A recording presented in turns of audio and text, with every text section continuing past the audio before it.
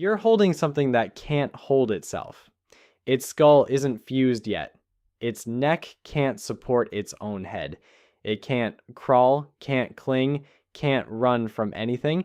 A newborn horse stands within an hour of birth. A newborn human can't even roll over for 4 months. Every human who ever lived was born too early. And that wasn't a mistake. It was the only option. So why does the most intelligent species on Earth produce the most helpless young?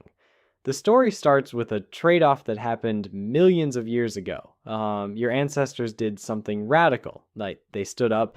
Walking upright changed everything about the body. The pelvis had to narrow to keep your legs under your center of gravity. A narrower pelvis means a smaller birth canal.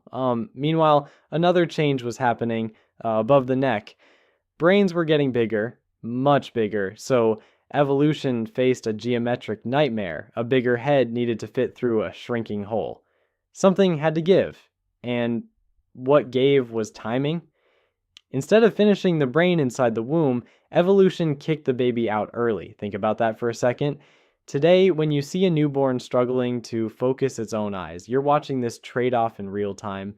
That baby's brain is roughly 25% of its adult size. A chimpanzee baby is born at about 40%. A horse foal arrives at nearly 90%. You were born more unfinished than almost any mammal on the planet. Anthropologists call this secondary altriciality. Fancy way of saying, you're born dangerously half-baked.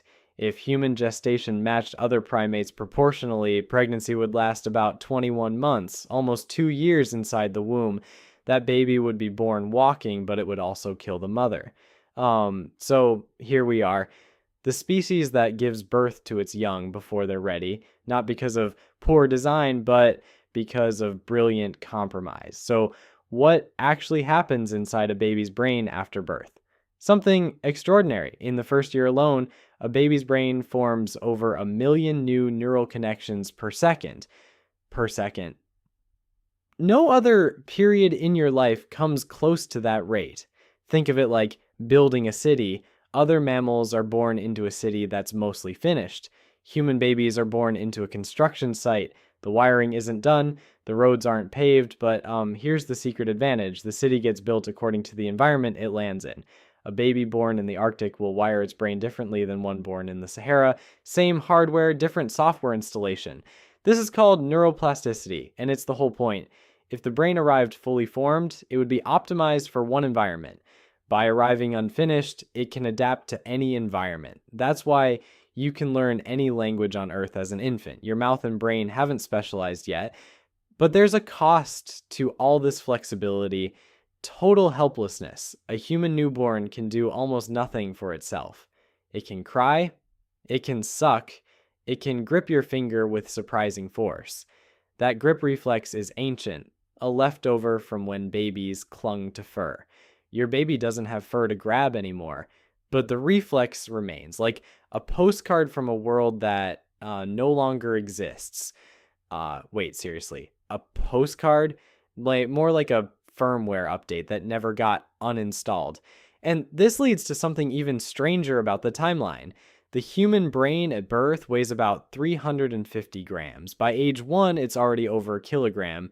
It nearly triples in 12 months. No other organ in your body grows that fast outside the womb. The first year of life is really the 4th trimester. It just happens in open air. Now, bring this into the modern world. You're a new parent standing in a nursery at 3 in the morning. The baby is screaming and you don't know why. It's been fed, changed, held, rocked, and sung to. Nothing works. You feel like you're failing, you're not. That baby is doing exactly what evolution built it to do. Crying is the only survival tool a human newborn has. It can't run, fight, hide, or feed itself. All it can do is make noise loud enough to summon a bigger, stronger human. And here's where the modern paradox kicks in. For most of human history, babies were never alone. They were carried on bodies surrounded by the sounds of a group. Heartbeats, warmth, motion, constant. Today, we put babies in a separate room in a wooden box in the dark, and then we wonder why they scream. the baby's brain hasn't received the memo about modern safety standards. As far as its nervous system knows, silence and stillness mean one thing: abandoned. Left behind by the group, and in the Pleistocene, abandoned meant dead within hours, so the baby screams louder, not because something is wrong with it, because something is right with it. Its ancient alarm system works perfectly. It's just ringing in a world that no longer matches its calibration. Here's what nobody tells you about human babies. Their helplessness isn't a flaw, it's the most important feature our species ever evolved, because a baby that needs you forces you to cooperate.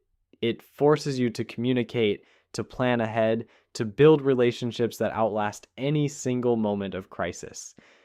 The helpless baby didn't just need the village, it created the village: language, culture, teaching, empathy. None of it was inevitable.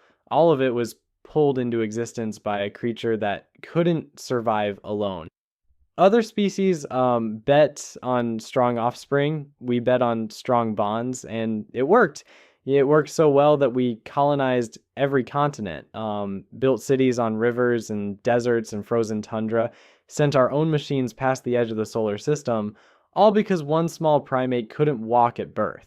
Next time you hold a baby and feel how terrifyingly fragile it is, remember, that fragility is the engine of everything we are. We didn't succeed despite our helpless young, we succeeded because of them. You were born unfinished, decayed, and the whole world was built to complete you.